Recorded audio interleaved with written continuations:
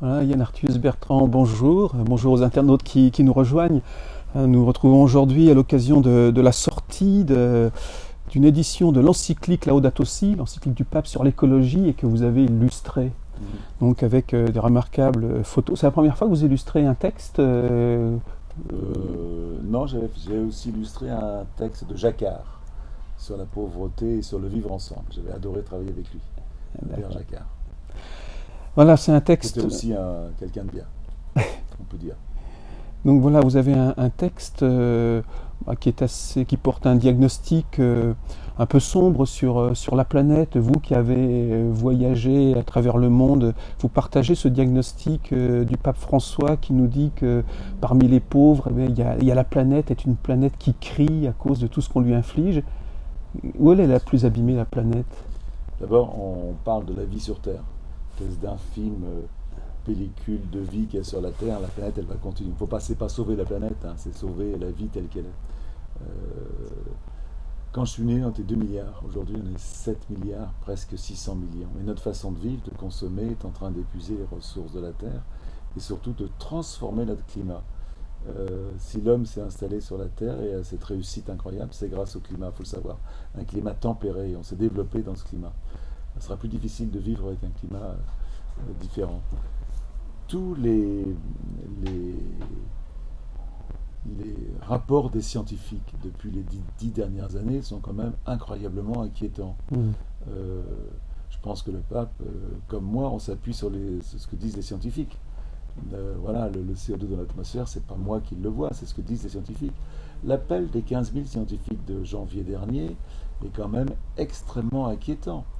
Les scientifiques je crois, de 150 pays parlent tous de la 6e extinction sur Terre qui était en route. 6e extinction, ça veut dire quoi? C'est la mort de mes petits-enfants. Je veux dire, ou de mes arrière-petits-enfants. Ça ne peut pas ne pas m'inquiéter. Et je me sens de me sentir responsable. Et je pense qu'aujourd'hui, on est dans le dernier rapport planète vivante, la planète vivante de quelques jours du WWF. On aurait perdu 60% du vivant en 40 ans. Je vais le répéter parce que ça paraît invraisemblable. 60% du vivant en 40 ans. Voilà, et je pense que aujourd'hui qu'un grand chef spirituel comme le pape s'en inquiète, et l'écrive et le dise, et ça me paraît formidable et en même temps normal. Je pense c'est même étonnant que les autres chefs spirituels ne s'engagent pas là-dedans. Si on estime 80% des gens du monde croient en Dieu et suivent voilà, des règles religieuses, je pense que c'est formidable que des grands chefs spirituels s'y mettent. Moi, je suis pas croyant, mais les valeurs chrétiennes de base, bien sûr, je ne peux que la bienveillance, la compassion, la gentillesse, l'empathie. Pour moi, c'est des partages. Regarde, pour moi, ce sont des valeurs essentielles pour essayer de faire un espèce d'amortissement à ce qui est en train d'arriver, parce que le changement climatique est en route. Ce qui vient de se passer dans l'Aude le montre bien, quoi. Ça a été incroyable. Les incendies qu'il y a en ce moment en Californie, ils n'ont jamais connu ça, jamais. Voilà, 40 morts, c'est incroyable, dans un pays comme les États-Unis. Voilà, donc on vit dans une espèce de déni et on ne veut pas reconnaître ce qui est en train d'arriver. Et on ne veut pas savoir ce qu'on sait en fin de compte, parce que ici on dépend. On dépend tous de cette religion de la croissance, on en vit tous. Et donc c'est très difficile de transformer cette envie de confort, cette espèce de progrès quelque part. Et sur qui on peut compter? Vous avez évoqué les chefs spirituels. Bon, il y a des internautes voilà, qui peuvent nous envoyer des questions, mais qui déjà se posaient la question du rôle du politique. Est-ce qu'on peut compter sur eux, ou est-ce que c'est plutôt du côté des chefs spirituels? Vous avez déjà la réponse. Non mais, si la politique ça marchait, on le saurait. Ça fait quand même 20 ans qu'on en parle. Vous savez, je vais vous donner un exemple. La dernière COP 21, dans la signature, dans le traité. Le traité de Paris, oui. On sait tous que ce sont les énergies fossiles qui sont responsables du changement climatique. On ne va pas le nier. Vous savez que dans l'accord de la COP 21, il n'y a pas le mot charbon, ni énergie fossile. Sinon, les pays producteurs ne signaient pas. Vous voyez bien le côté hypocrite de l'homme politique. Alors bien sûr, il y en a qui essayent de faire avancer les choses, mais cette espèce de diplomatie à petits pas n'est pas. C'est ce que dit le pape très bien. Hein. Il Ouais. parle de l'écologie super. Il le dit hein, très clairement. Mhm. C'est un texte. Moi, je pense que ce texte du pape, il est révolutionnaire. Ouais. Parce qu'il dit des choses que les hommes politiques ne disent pas. Parce que l'homme politique, d'abord, il a une vision électorale. Peut-être que le pape ne l'a pas. Il n'a pas cette ambition électorale. Et puis peut-être que aussi, euh, je pense qu'il a une liberté que n'a pas l'homme politique. L'homme politique, il est tellement dépendant de l'opinion publique euh, que chaque mot est pesé pratiquement. Donc, Ouais. je pense qu'on a les hommes politiques qu'on mérite. Hein. Ils ne sont pas plus Alors, intelligents ni mhm. malins que nous et qui en fin de compte, c'est l'image, c'est notre image, l'homme politique. Ah, Et cette révolution spirituelle, ben, bien sûr qu'on en aura besoin. ouais. Si on ne change pas l'homme à l'intérieur, on ne changera pas le monde. Voilà, vous évoquez à quelques instants les énergies fossiles, justement, et puis le rapport aux politiques, là, nous sommes en pleine polémique aujourd'hui sur la hausse des carburants, donc j'ai une question de Raphaël, finalement, est-ce que les arguments environnementaux qui sont avancés par le gouvernement voilà, pour justifier la hausse des taxes, voilà, Moi, c'est difficile pour moi. D'abord, moi, je suis un privilégié. Je gagne bien ma vie, ma famille, fait que je ne suis pas à 5 centimes du litre, voilà, ou 20 centimes. Voilà, je le reconnais. J'ai une voiture électrique en plus. Donc, et la voiture électrique, c'est génial parce que c'est 2 euros par jour. Hein. Moi, ça me coûte 1 à 2 euros par jour pour faire 100 km. Donc, c'est plutôt de l'économie. Mais, je trouve que depuis toujours, l'État a toujours taxé énormément les énergies. Et donc, cette grande partie de ce qu'on paye pour mettre l'essence dans une voiture, c'est l'État. C'est pour l'État. Donc je pense que l'État pourrait faire un effort. Voilà. Mais bien évidemment qu'il faudra sortir de des énergies fossiles. J'entendais ce matin, par exemple, que dans 20 ans, il n'y aura plus de chaudière à fioul. Mais c'est pas possible. À la campagne, comment est-ce qu'on fait? Comment est-ce qu'on fait à la campagne? Moi, je vis à la forêt de Rambouillet. J'ai un chauffage au bois, mais si tout le monde chauffait au bois, on va couper toutes les forêts de France. Et il n'y a pas de gaz, le gaz n'est pas arrivé. Donc voilà, c'est bien de dire qu'on va changer les chaudières à fioul, mais c'est pas possible, c'est pas crédible. Et ça qui m'inquiète un petit peu, c'est souvent on n'est pas dans le bon sens, quoi. Mais en même temps, il faut que tout le monde s'y mette. Voilà, et c'est pas facile, parce qu'on est tous prisonniers de notre confort. Voilà, c'est la tyrannie du confort. ouais, c'est un peu les réticences à changer, les Oui, c'est tellement plus manifestations. facile d'avoir un camion qui te remplit que de charger tous les jours ton poêle à Mhm. bois ou voilà, ou même d'isoler entièrement sa maison, ça coûte cher. Dans les maisons anciennes, c'est extrêmement compliqué. Quoi, voilà, tout ça va changer. Les énergies fossiles seront de plus en plus chères, de toute façon. Quand elles commenceront à manquer, il y a un bateau qui passe, regarde, avec plein de têtes du fioul qu'il y a dedans. Parce qu'ici, on est dans des bureaux au bord de la Seine. Hein, voilà. Non, il y a une espèce de. Et ces bateaux-là travaillent avec une énergie fossile du fuel qui est extrêmement polluant. Vous savez que Ouais. les bateaux, c'est un fuel qui est dégueulasse, quoi, qui est énormément polluant. On a vu ces gros bateaux conteneurs là, polluaient comme 10 millions de voitures. C'est une folie. C'est... Chaque jour, on découvre des choses qui me font peur. Voilà. Alors on évoque un diagnostic un peu sombre, puis en même temps on voit une mobilisation citoyenne, il y a des gens qui s'investissent pour inventer des nouvelles manières de vie, d'autres styles de vie, avec une consommation plus responsable, avec voilà, peut-être aussi de nouveaux choix énergétiques. Comment vous regardez ça, vous, Alors, je regarde ça avec optimiste, mais le courage de dire la vérité, c'est que tous ces gens-là, c'est extrêmement minime. Sincèrement, c'est un peu comme dans le film Demain, qui est un film formidable, mais c'est 0,02% de la population. Donc, c'est faut pas donner aux gens de faux espoirs en disant bah, il y a le film Demain, beaucoup de gens changent. Je pense que l'important, c'est qu'est-ce que je fais moi. Le reste, c'est bien, mais qu'est-ce que moi je fais? Et j'écoutais ce matin en venant les youtubeurs justement qui s'investissent, tous ces jeunes. Je pense que ça amène un certain espoir, mais le changement climatique va venir. Si on arrêtait aujourd'hui d'émettre complètement de CO2, la Terre va continuer à se réchauffer pendant moins 50 ans. Donc il faut savoir que ça va arriver, que tout ce qu'on fait est important parce que ça servira d'amortisseur, mais en même temps, il faut accepter qu'aujourd'hui, faut accepter que le changement climatique est là, et ça laissera derrière nous des gens au bord du chemin. C'est sûr que les agriculteurs de subsistance, les gens qui dépendent entièrement de leur travail dans des pays tous les jours travaillent à la main uniquement pour se nourrir, dans des conditions. Et d'ailleurs, nous aussi, on en souffrira. Hein. Nous, on dépend des centaines de camions qui livrent à Paris tous les jours la nourriture. Et voilà, s'il y a un gros changement climatique, comment est-ce qu'on va faire? Il faudra qu'on apprenne à vivre mieux avec moins. Voilà. J'ai une question d'Alexandre. Les internautes peuvent continuer à nous envoyer des questions.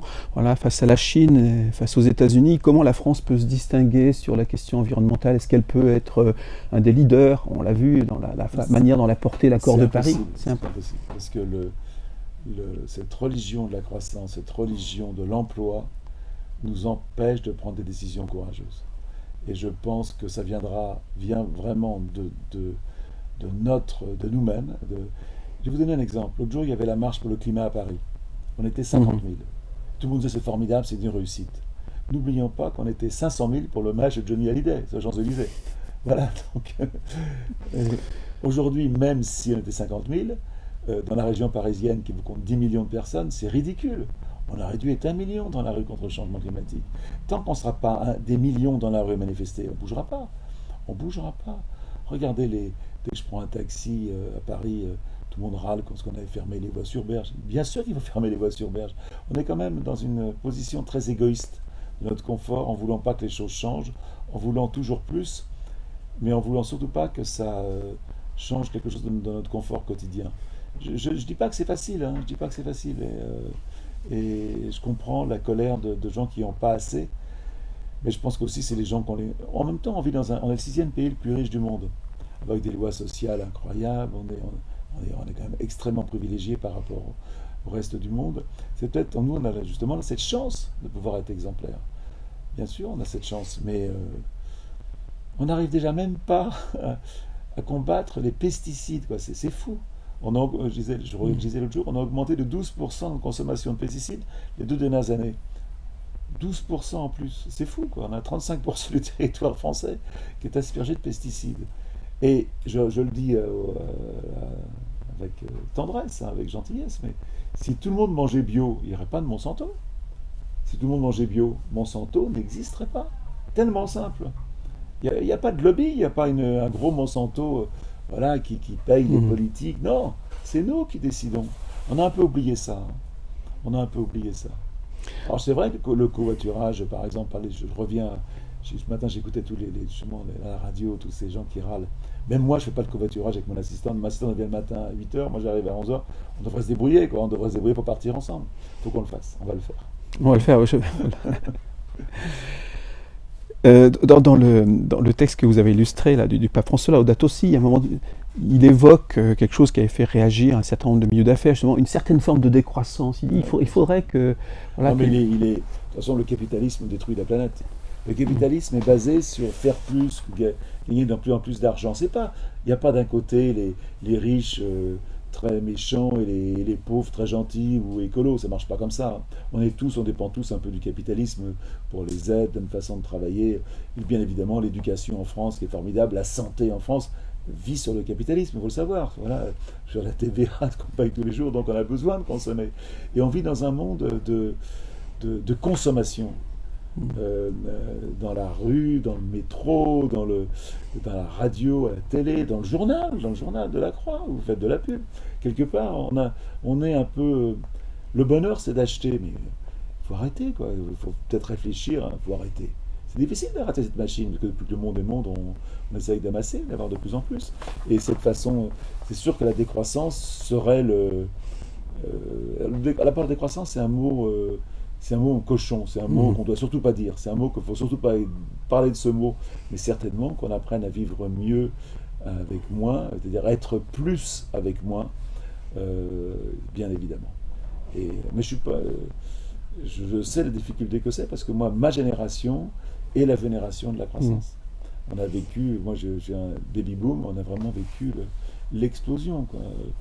Quand je vois ma cuisine par rapport à la cuisine de ma mère, quand je vois mon placard par rapport au placard de mes parents, je vois bien comme je consomme, quoi, comment je vis. Il y avait une question de Laurent sur peut-être la proximité qui nous dit que voilà, à Paris, il y avait une vie de village dans le temps.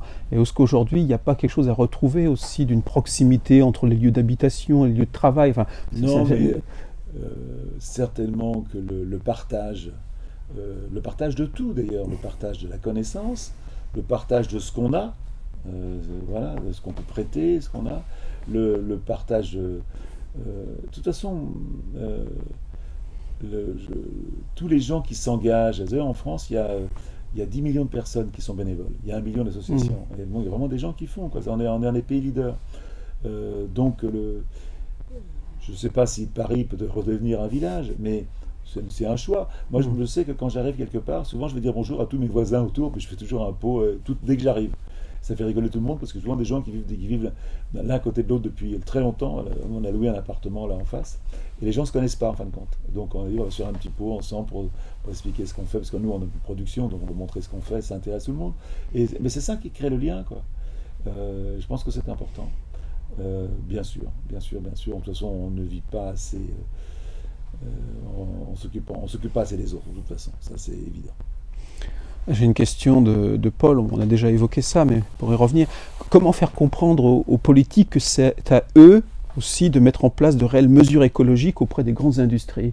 Non, mais d'abord, il faudrait que les hommes politiques eux-mêmes, dans leur vie au quotidien, soient exemplaires.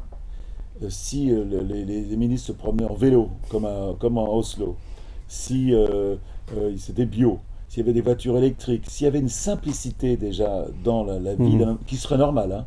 Je pense qu'un homme politique, il est élu par tout le monde, il devrait avoir le salaire moyen, il devrait avoir une vie de Français moyen. Et aujourd'hui, la façon dont vivent les politiques n'est pas exemplaire. Donc c'est difficile de promouvoir une vie avec moi si soi-même on n'est pas exemplaire. Voilà, bon, c'est un peu utopiste tout ça. Voilà. Dans les pays du Nord, en tout cas, la cantine, vous pouvez voir le Premier ministre qui déjeune avec sa secrétaire dans la cantine. C'est normal voilà, c'est normal. Et je me souviens qu'il y avait un ministre qui avait démissionné en Suède parce qu'ils avaient elle avait acheté des chocolats dans un aéroport avec sa carte professionnelle. Vous voyez à quel point ça va. Nous, on en est loin. Hein. On en est très loin. Vous avez évoqué, vous avez illustré donc Laudato Si. Il y a d'autres projets à partir de ces photos et en lien avec la spiritualité? Alors, on est en train, hier, on m'a demandé de faire une exposition pour toutes les églises de France. Je ne savais pas d'ailleurs qu'il existait une association d'églises vertes. Oui, un label qui existe. Oui. Et donc, on m'a demandé si j'étais prêt à faire des posters que tout le monde pourrait envoyer dans toutes les églises. C'est très sympa, quoi. Pas faire une exposition de photos compliquées, avec des cadres. Non, d'avoir des posters qu'on peut scotcher sur le mur, c'est plus simple des posters, voilà, d'avoir une vingtaine de posters avec un texte du pape et avec mes photos qui pourraient illustrer Laudato Si dans toutes les églises de France. J'adorerais. Puis comme ça, toutes les églises commanderaient directement leur kit. En tout cas, moi, j'abandonne les droits avec plaisir pour faire ça. Voilà. Je pense toujours que mes photos, ça m'appartient pas, quoi. J'appartiens au monde. Ça appartient au monde, oui, c'est une belle. Est-ce qu'il y a d'autres questions encore? Sûrement, on va en trouver.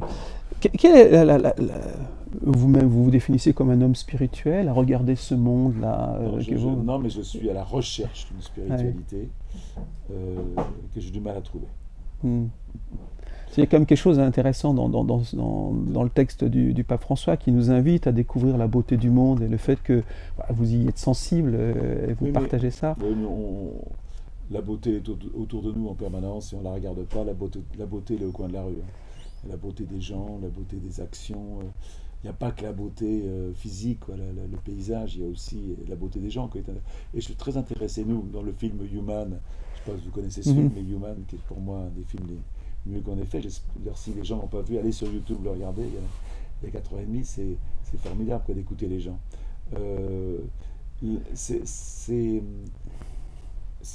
Moi, la beauté m'attire parce qu'on est photographe, on essaye d'esthétiser au maximum et de faire beau, mais c'est pas une finalité en soi, la beauté, quoi. C'est pas la beauté qui sauvera le monde, c'est l'amour. C'est l'amour qui sauvera le monde. La beauté toute seule, elle sert à rien du tout.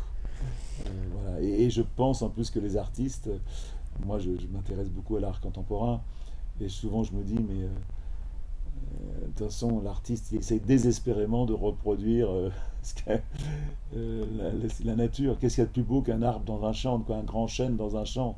Il n'y a rien de plus beau. Qu'est-ce qu'il y a de plus beau qu'un cheval au galop qui court en liberté dans un champ, quoi? Un arc-en-ciel. Je trouve que mes photos souvent sont en dessous de ce que je vois, quoi. C'est beaucoup plus fort ce que je vois que ce que je montre. Alors bien sûr, il y a une grande diversité, mais voilà, on est souvent en dessous de ce qu'on voit. Voilà. C'est quoi une photo qui dit cette beauté, des photos qui vous restent en mémoire? Assez curieusement, les photos les plus importantes pour moi, c'est les photos de ma famille, de mes petits-enfants sur mon téléphone, quoi. Les photos du monde que j'ai faites, j'en suis pas fier. Je suis pas, j'étais là au bon moment, quoi. Voilà, tout simplement. Et c'est pas très difficile de faire une bonne photo, en plus. Surtout quand on fait du paysage. Voilà, un commentaire de Francis: l'écologie est souvent présentée de façon punitive. Et je pense que si elle était récompensée et non taxée, elle serait plus respectée. Puis on termine: merci pour votre engagement, nous dit Francis. Il faudrait des incitations. Moi, je suis un écolo perdu aujourd'hui. Depuis que j'ai 20 ans, je m'intéresse à l'écologie. Depuis que j'ai 20 ans, je fais ça. Donc ça veut dire que ce que j'ai vu il y a 20 ans, jamais je penserais le voir aujourd'hui. Cette disparition de la biodiversité autour de moi, parce que moi je suis photographe animalier au départ, ça me réveille la nuit. Voilà. Les abeilles, les éléphants. Cette espèce. Aujourd'hui, on pense qu'on a perdu 30% des passereaux en France. C'est énorme, c'est dingue. Et on continue à mettre des pesticides après ça. On est fou, on est dingue. 30% des oiseaux autour de nous qui disparaissent. On a perdu 80% des insectes volants. On dit souvent l'exemple quand on prenait la voiture, nos voitures étaient couvertes de moustiques. C'est vrai qu'il y en a beaucoup moins aujourd'hui, mais c'est un écroulement de la biodiversité, ça. Alors, je ne vais pas vous gâcher la matinée, mais... Il y a Marie qui nous rappelle qu'il y a le mot écocide. C'est un mot terrible, hein. C'est plus fort que... De toute façon, pesticides, suicides, infanticides, herbicides, c'est fait pour tuer. Voilà, et, de consommer... comme nous tous au quotidien, des produits qui ont le mot id dedans, cid, on n'a pas envie de l'avoir, quoi. Non mais, et surtout, j'ai discuté hier avec les gens de Terra Nova, hein, qui était une réflexion sur justement, c'est un think tank. Un think tank, oui, un réservoir de pensée. Voilà. Donc, et on parlait, par exemple, que c'est pourtant, qui était Terra Nova, hein, assez proche de pas socialiste. Ils ont fait quand même une étude comme quoi on devrait diminuer de 50% notre consommation de viande, hein. Donc c'est très intéressant, vraiment scientifique. Et il parlait des pesticides, et il disait que les pesticides sont de loin les produits qui coûtent le plus cher à la santé, mais de très loin. On parle de tous les plastiques, aujourd'hui les pesticides sont de loin au-dessus, et on a étudié que 5% des molécules des pesticides. 5%, t'imagines, le reste. Il y a tellement de molécules qui arrivent tous les jours que les molécules sont plus vite qu'on arrive à les étudier. C'est dingue. Il y a une espèce de course on est 7 milliards 400 millions, donc ça consomme, ça avance. J'étais l'autre jour en Indonésie, on fait un film sur les femmes là, qu'on est en train de finir, et on entrait dans une énorme usine en Indonésie où tu as 5000 femmes qui travaillaient. Et ces femmes, je leur parlais, elles étaient heureuses de travailler. Elles avaient du boulot, elles avaient un salaire, elles voulaient faire partie du monde, elles faisaient des vêtements qui partaient aux États-Unis, qui partaient dans le monde entier. Elles étaient contentes de fabriquer des choses qui allaient servir à d'autres. Puis je voyais sur les routes les camions dans tous les jours et nuits. Comment arrêter cette croissance? Comment arrêter cette envie d'avoir plus, de travailler, de faire partie de ce monde? Et l'envie aux gens de rejoindre les villes. Il y a 3 millions de personnes qui rejoignent les villes toutes les semaines. 3 millions de personnes. Ça veut dire que pratiquement, tous les 15 jours, il y a la population de Paris qui rejoint les villes. C'est des paysans qui sont les plus pauvres du monde, hein. Cette envie de faire partie de ce monde, cette croissance, Et cette croissance... moi, je m'intéresse beaucoup au problème des réfugiés. J'étais très impliqué. J'aide une sœur formidable qui s'appelle Marie-Jo, qui est à la porte de la chapelle, qui reçoit des réfugiés. C'est vraiment l'aider parce qu'elle est formidable et elle fait un travail génial. Ce que je fais, c'est zéro par rapport à ce qu'elle fait. Mais quand vous parlez à ces réfugiés, quand vous habitez l'Éthiopie, le Mali, et que vous vivez dans un pays sans démocratie, sans travail, sans service de santé, sans éducation, vous n'avez pas d'autre moyen que de venir ici. On est le pays le sixième plus riche du monde. Et par Internet aujourd'hui, moi je m'occupe, parce que ça, le livre, il a été fait au profit d'un orphelinat pour les autistes à Brazzaville. Et on aide aussi des jeunes qui sortent d'orphelinat pour faire des études. Et eux, ils ont tous ces gosses, ils n'ont pas un sou, mais ils ont un téléphone et ils t'appellent sur WhatsApp. Donc ils savent Internet, ils savent très bien quel est le salaire ici. Ils savent tout. Ils savent quel est le prix d'un hôtel, d'un restaurant. Donc ils n'ont qu'une envie, c'est de venir dans ce paradis incroyable dans lequel on vit. On a un peu oublié ça, qu'on vit dans un paradis. Je ne sais pas si ça nous rend plus heureux, mais par rapport à 80% de l'humanité, on vit quand même d'une façon... On est très très privilégié, avec des lois sociales incroyablement fortes. Voilà, ça j'aime le rappeler. Moi j'ai une femme qui est malade, qui a Parkinson, et je vois comment on est bien soigné dans les hôpitaux. L'aide financièrement, voilà, il y a un travail, et les gens font un travail incroyable. Quand vous êtes en Afrique, vous devez payer l'hôpital, c'est votre famille qui doit vous amener à manger, mais ça n'a rien à voir, rien à voir. Et en plus sans médicaments, enfin bon, c'est épouvantable, épouvantable. On va passer de l'Afrique à l'Amazonie. Une question d'Agnès qui vous interroge sur ce qui se passe au Brésil et les conséquences que ça risque d'avoir pour l'Amazonie. Est-ce que ça vous inquiète? Je trouve je ne sais pas que c'est inquiétant, c'est complètement ridicule. Je trouve que Trump est ridicule et que ce nouveau... et c'est pas dans l'air du temps. De toute façon, il y a aussi peut-être aussi la faillite de l'homme politique malhonnête. C'est un vrai. Moi, j'avais beaucoup d'admiration pour Lula, mais quand même, il a pioché dans la caisse. Voilà. Et un homme politique qui pioche dans la caisse devrait être en prison et plus jamais faire de politique. Il y a un manque d'éthique là-dedans qui est invraisemblable.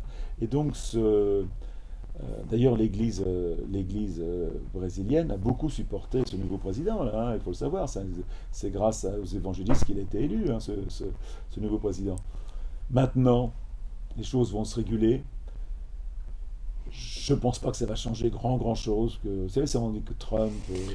bien sûr, Trump veut sortir de l'accord de Paris, mais l'accord de Paris, vous savez qu'il n'y a que 5 pays sur 180 qui ont respecté leur engagement aujourd'hui. 5 pays sur 180 pays qui ont respecté les engagements qu'ils devaient faire dans les 3 ans. Alors vous savez, il faut arrêter. Faut pas, il y a un peu de Trump chez nous, il y a un peu de ce président brésilien chez nous. Et en même temps, si on arrête de manger de la viande, on arrêtera la déforestation au Brésil. C'est tellement simple. On déforeste chaque année la taille de la Belgique en forêt primaire pour faire ou de l'huile de palme ou des céréales pour les animaux.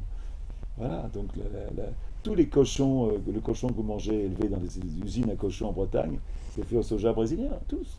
Le poulet, pareil. Donc voilà, il faut le savoir. Là, il y a Florian qui nous pose une question sur votre métier de photographe et qui nous dit la photographie s'est démocratisée avec tous les outils, les téléphones portables. Voilà. Est-ce que nous ne sommes pas dans une société qui arrive à la satiété d'images? Ce qui est vrai, c'est qu'il y a tellement d'images tout de suite.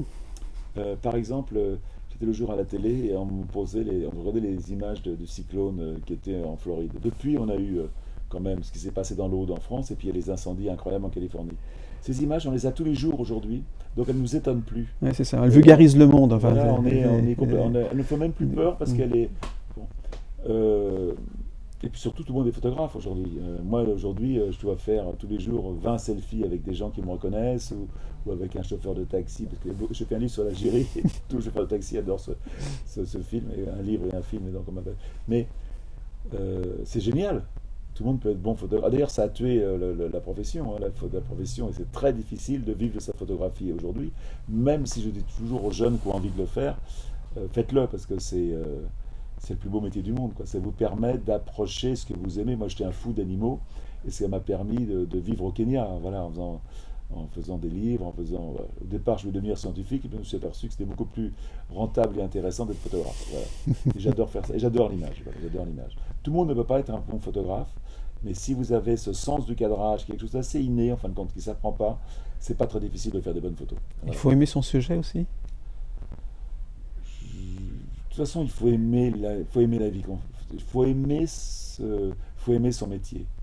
Ne pas aimer son métier, ne pas aimer sa vie, ça doit être épouvantable. Et je dis, si vous n'aimez pas votre métier, démissionnez, faites autre chose. Et prenez des risques. C'est facile pour moi d'en parler, je le reconnais. Mais sincèrement, le métier, c'est quand même 60% de votre vie ou plus, quoi. Donc, il faut bien sûr adorer ce qu'on fait. Et d'être photographe vous permet d'approcher ce que vous aimez. Vous êtes photographe animalier, enfin de mode, vous pouvez être photographe de culinaire. Bon, c'est fou, quoi. Politique. Vous vous approchez un monde que vous adorez et vous l'approchez bien, quoi. Puis vous le fixez, quoi. Puis vous travaillez aussi. Il y a aussi un côté mémoire dans la photo qui va rester, quoi. Moi, ma prochaine expo, là, elle s'appelle Legacy, quoi. C'est pas, ça veut dire héritage, mais c'est pas mon héritage, c'est l'héritage que nous, notre génération, laisse aux autres. Voilà. Réaction de Ludovic qui nous dit que c'est comme s'il y avait des maillons manquants entre les décisions politiques et les habitudes de consommation. Mais, Il y a pas enfin, où sont les ingénieurs, les chercheurs, les industriels?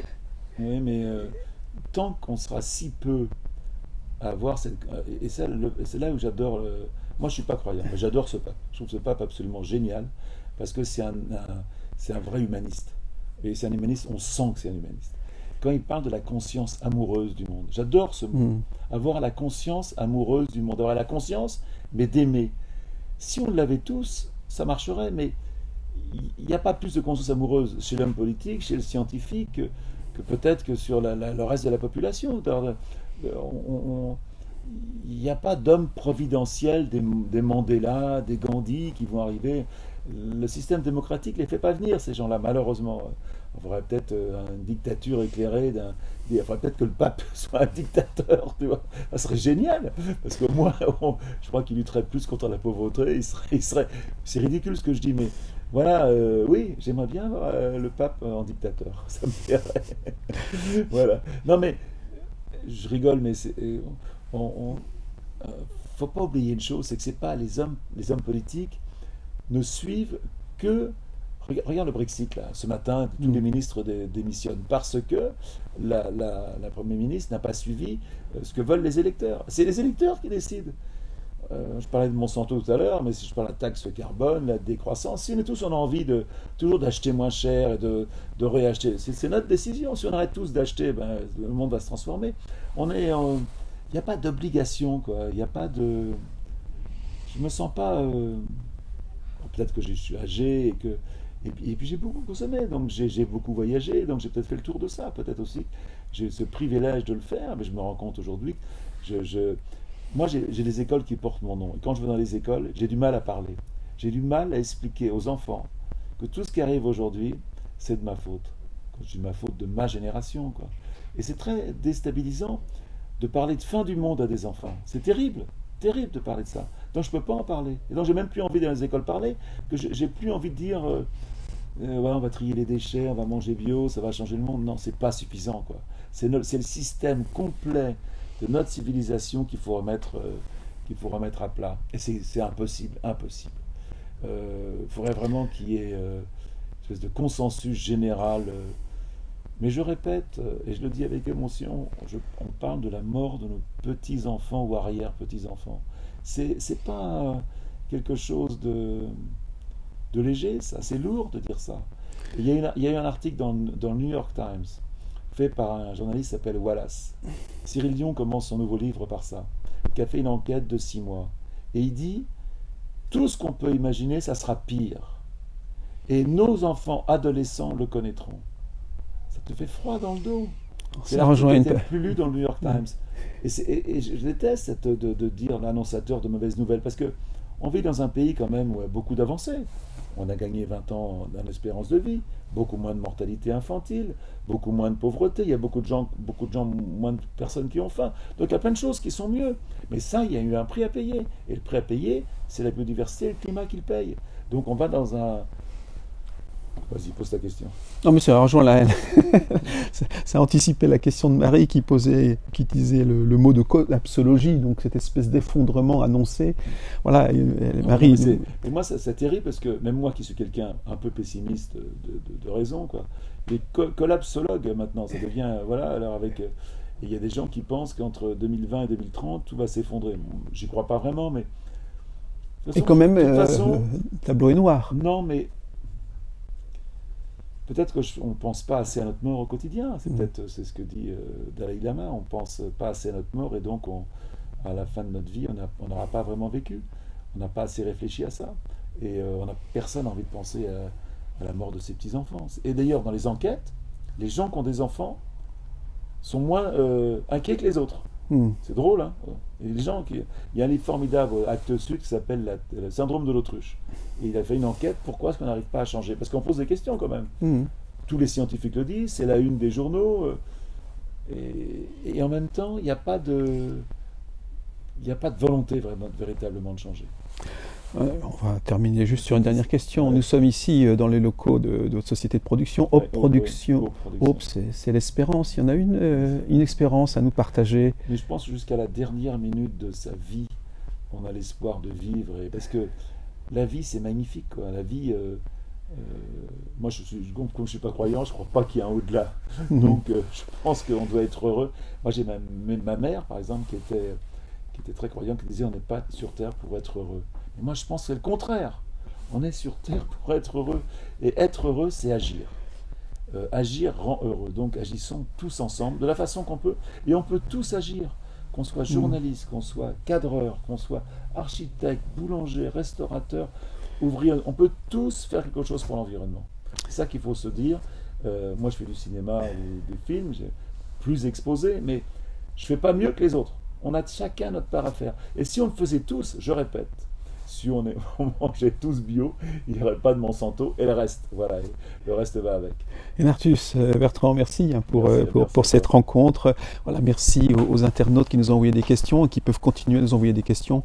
On leur répondra dans les commentaires. Dans les églises, lancez le projet, parlez-en, voilà. Avec les éditions, comment il s'appelle l'éditeur?